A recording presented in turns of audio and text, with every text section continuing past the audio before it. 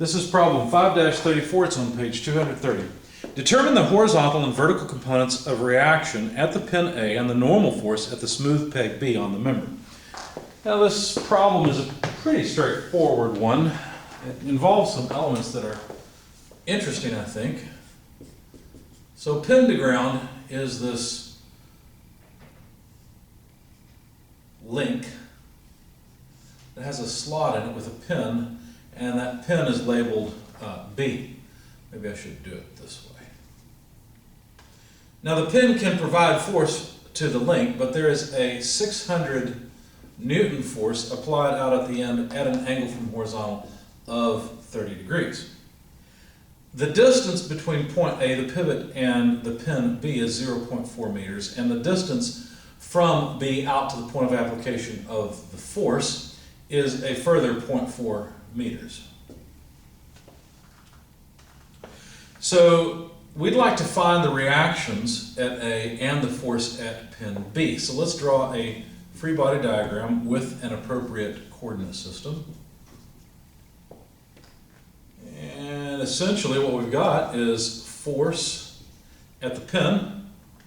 We've got reactions at the ground pin, the rotating ground pin, not a slide. Now this is smooth, and what that means is there can't be any horizontal force. That's the reason that this force FB is at a right angle to the body of the, well, it would be to the slot actually, which is oriented with the body.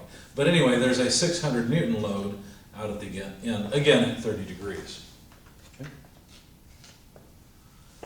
Now there is a 30-degree angle of the body with respect to horizontal. So we're supposed to find all of these reactions and answer the question, how big are they? That would be an important question to ask if you're trying to size those pins, the pin at A or the pin at B. So let's start off by summing moments about point A, taking counterclockwise as positive. That sum had better come up to 0 because we're in statics. Now if you're in dynamics, that sum doesn't necessarily come up to 0.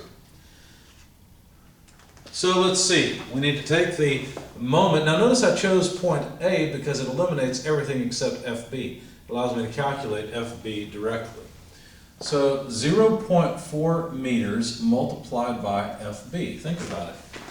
All I need is that distance times FB. I don't have to take any sines or cosines because FB is perpendicular to that line, to that moment arm, that 0.4 meter moment arm.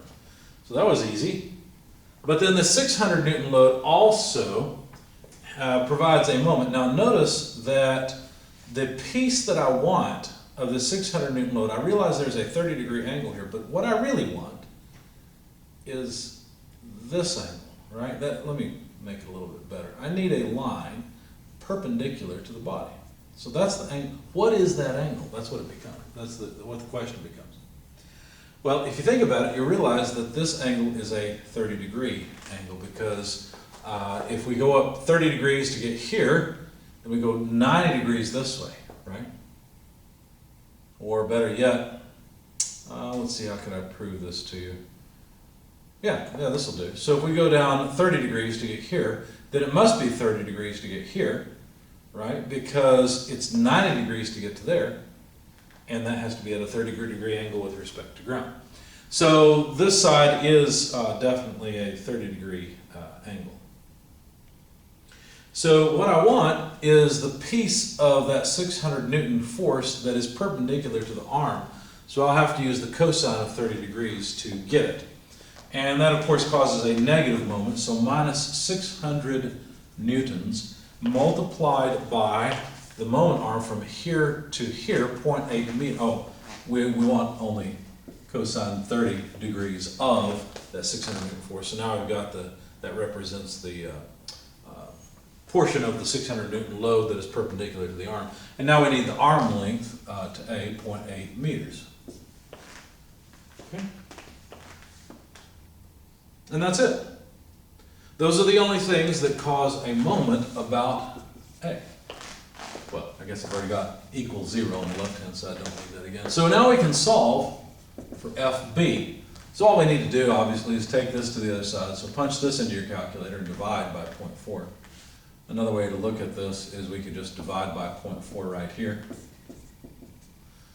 And you can see pretty easily that you can calculate this magnitude, and that will be the force at B. When you do that, you get a force of 1,039.23 newtons for FB.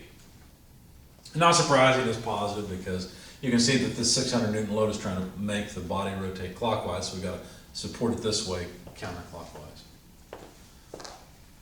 So the next equation of equilibrium I will apply is the sum of forces in the x direction. So to get that, there's obviously AX minus FB sine 30 degrees. Why is it that? Well, because that's a 30-degree angle, right? And so I want the sine side to get the horizontal piece. Remember, sine doesn't always go with vertical and cosine with horizontal. It can be opposite, especially if the angle is measured versus the vertical line. So let's see, what else? Well, the 600 Newton load also has a contribution, but in the positive x direction. So that would be 600 newtons multiplied by the cosine of 30 degrees. This sum comes up to 0. That's it, right? There's nothing else in the horizontal direction. So calculating AX, it's FB sine 30 degrees minus 600 cosine 30 degrees. Plug all that into your calculator because, of course, you know FB, we calculated that earlier. Oh, there it is, 1,039.23. Take that times sine 30 minus 600 cosine 30, you get AX. And so AX comes out to 0. Turns out that the magnitude of these two are exactly equal to one another, and so AX comes out to 0. Kind of anticlimactic, but there it is. Let's sum forces in the y direction. We've got obviously AY in the y direction. And there's a component of FB.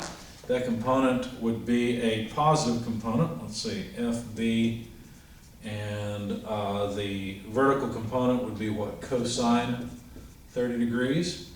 The 600 Newton load has a negative component in the vertical direction. So that would be 600 newtons multiplied by, let's see, if we're going down this way, that'd be the sine side. And so that comes out to 0. And so now, solving for AY, we'll get minus FB cos 30 degrees plus 600 sine 30 degrees. Again, we know FB, there it is. Plug the numbers into your calculator, and you come up with negative 600 newtons. What that means is that AY is actually pushing down. FB is pushing up so hard that both of these forces generally have to act down to counteract it. And that should make some sense, because if AY was up, well, then the whole thing would tend to rotate clockwise. So AY must be down. So we've given them everything that they've asked for in this problem.